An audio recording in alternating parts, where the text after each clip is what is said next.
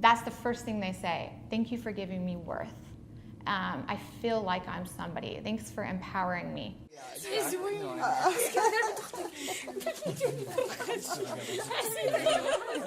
So by buying different, by buying something empowering, by buying to connect, you're actually giving back when really sometimes we don't know how to give back.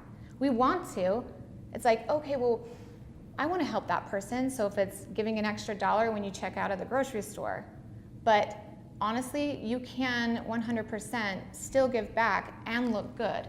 So to be able to empower Ceci, or to be able to empower Laura from Morocco, or to help Doreen, who actually helps these artisans in Morocco be able to hand paint this bracelet for us, right? So they're there hand painting that bracelet, and they say every single time, thank you so much, because I actually get to come for 6 hours a day with my other friends, there's 6 of them, and I get to paint, and I actually get to make money, so I have worth.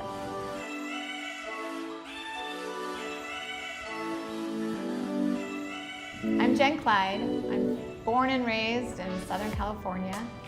I moved to Utah about 15 years ago, and I still currently live here.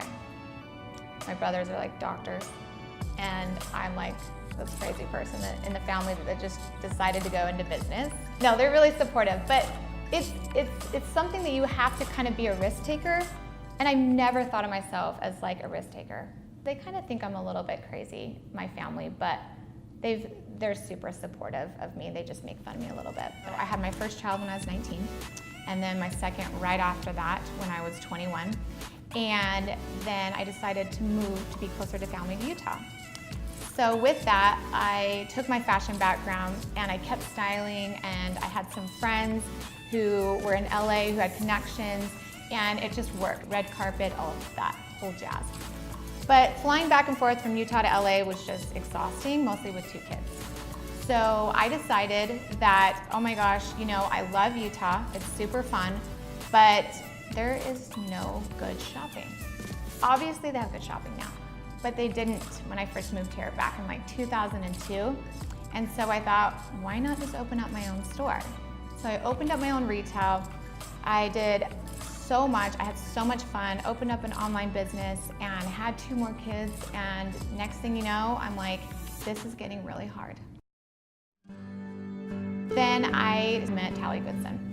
Tally Goodson showed me all this really unique jewelry. He wanted to know how much consumers would pay for it, how would it do in the market. I'm like, this is amazing, there's something different. I looked at Tally's background and in business, and I looked at this jewelry, and automatically I was like, okay, there's something here that I want to learn more about. I want to learn more about business, and I want to do more good with fashion. And so because of the elements that were inside of this resin, they actually helped women form groups and create things, and then they put it inside. And by doing that, it empowered them. I had no idea what I was getting involved in, but it was one of the best things I have ever done. We all go around and we buy products, if it's at Target, if it's at a boutique, whatever it is.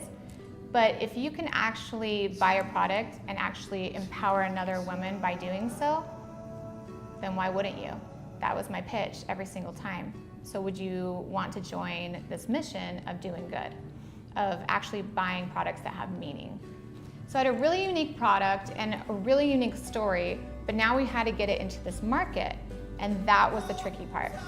So I really did live on the road for 6 years, basically, traveling around the US and Canada and showing women in their homes or in boutiques or wherever it was, and really growing this big company and this purpose and this lifestyle brand of really just doing good. Fast forward, and I just fell in love with this mission of the company, of doing good through different products, and being able to just share that message was awesome. You're not purposely, seeking out to go and do good, but if we just did good by doing everything that we do every day, our everyday actions, then think about how the world could change.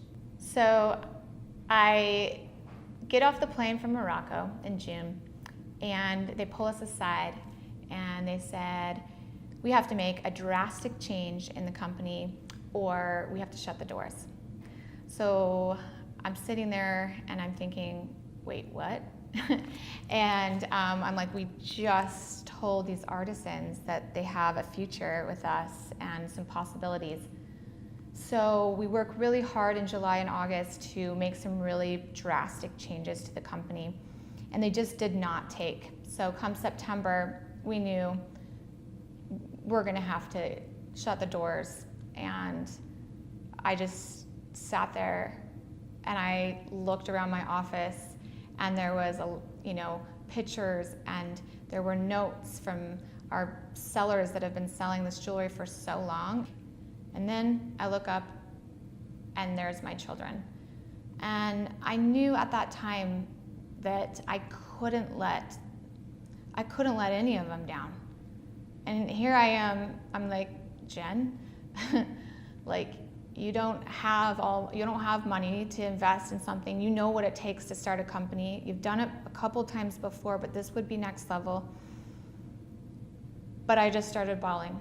I just started crying, and I'm not a big crier, but I had to. I was just so overwhelmed with my purpose and with making sure that others will still have a chance and a voice.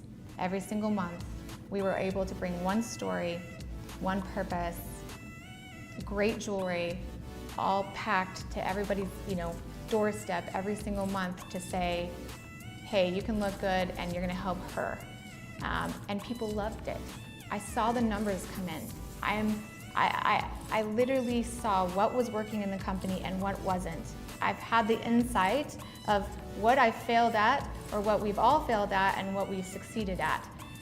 Somebody believed in me and said, okay, if you want to start this company with me, you're great at sales. So to be able to share their stories through meaningful, impactful jewelry is something I want to really pursue in my life for a long time and see where it takes me,